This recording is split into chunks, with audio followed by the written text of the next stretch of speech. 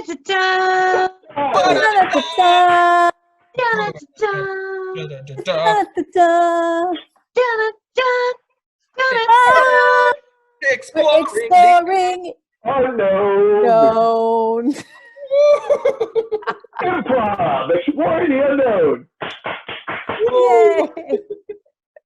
Welcome, everybody. Thank you so much for checking us out tonight, today, whatever time of day that you're looking at this video.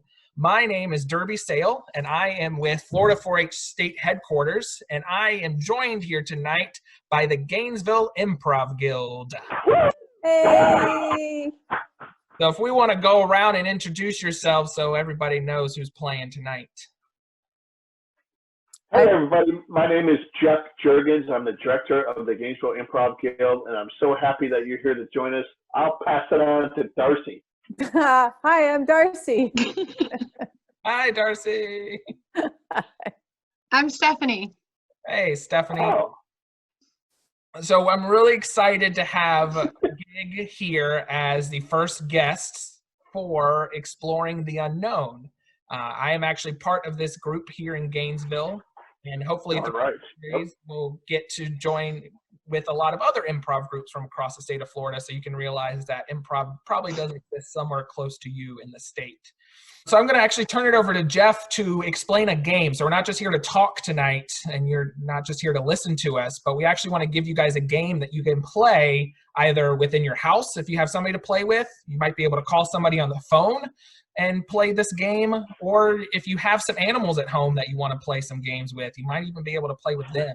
Maybe even the little ladybug in the backyard that you've just really been eyeing. So Jeff, take it away.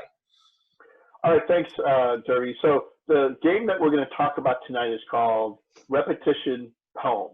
And the idea is that someone in your group who you're playing with, right, will give you an emotion, like a big emotion, such as irritated or anger or love or happiness. And then they will give you a statement, a short phrase that you will use in this game. So let's just say, that's quite enough.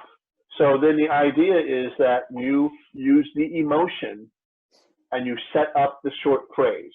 So irritability, and that's quite enough. The example would be losing golf balls while golfing. That's quite enough. Running out of forks to eat dinner. That's quite enough. So then you just build that poem, that repetition poem, using the emotion and the short phrase, and then you find a spot to end it, and you got yourself a repetition poem. So the two big parts of that, Jeff, are one, you have an emotion, and so any kind of emotion you can think of, and then you have a short phrase. And so do we have to make this poem rhyme? No, good question. You do not have to rhyme in this poem. So the idea is just to free yourself up and find things that can set up the repetition without having to rhyme. But you maintain the emotion throughout. Okay, so we don't change emotions. Nope, you keep the same emotion throughout the entire poem. Okay, cool. Well, I would like to see this happen once or twice, and so that our viewers can get a good idea too. So does somebody want to volunteer to be the one to go? I want to go. Yay! And then, all right, so let's get an emotion for Darcy. How about jealous? Jealous. Ooh, jealous. Okay. Okay. And Stephanie, do you have a phrase for jealous? Takes one to know one. Oh, Okay. it's going to be awesome. Yes, so awesome. So our two parts of this are our emotion of jealousy and our phrase of takes one to know one. So we'll see repetition poem in 5, 5, 4, 3, 2, 1. She got a brownie and I didn't. Takes one to know one. He went to the skating rink and I didn't. Takes one to know one. The horse can jump for lots of feet and I can't. takes one to know one.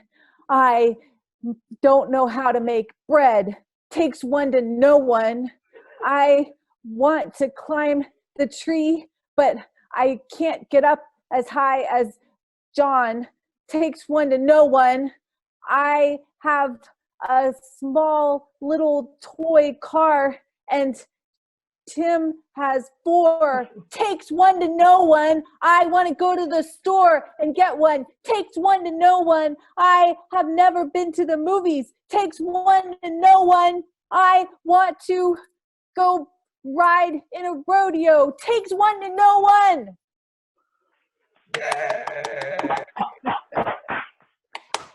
So yeah, the idea, that was great, Darcy. So you realize she went on for as long as she felt like it needed to go on, and then she ended it when she ended it. So it's not necessarily you have to do a certain amount of lines or a certain amount of phrases. It's something that you feel when you start, and when you feel like it's done, it's done. That's good, Darcy. Hey. Yeah, that was fantastic.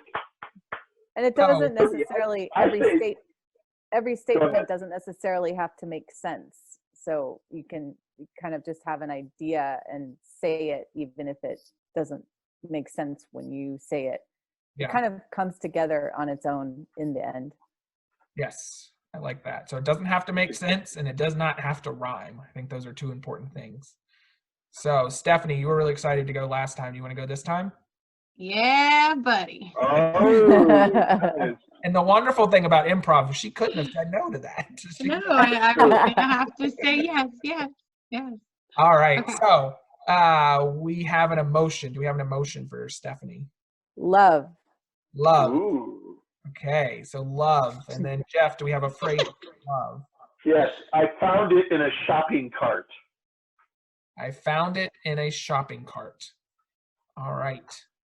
So love is the emotion, and I found it in a shopping cart is the phrase, and we'll see repetition poem in 5, 4, 3, 3, 2, 1. I found my true love. Oh, wait, what was the phrase? I found it in a shopping cart. I found it in a shopping cart. Okay. 5, 4, 3, 2, 1. Carrots are so orange. I found it in a shopping cart. I've really enjoyed reading books the past few weeks. I found it in a shopping cart. I just enjoy the sound of the pages turning. I found it in a shopping cart. The cover and the title of the book was just so discerning. I found it in a shopping cart. I didn't have anything else to do in the afternoon. I found it in a shopping cart. I whittled away the rest of the day. I found it in a shopping cart. Yeah! Beautiful. Oh, that was great. Oh my goodness. And even Darcy made it look easy. Yeah, no, but even the better part of that, we can realize that she might have forgotten the phrase at first, but then she kept going with it. We didn't try to mess it up or anything. She just took it and went with it. So it was great. And so as they're playing this game with a friend or a family member or the ladybug in the backyard, any quick tips that you guys can think of to keep in mind when playing this kind of game or when really doing any kind of improv game? Yeah.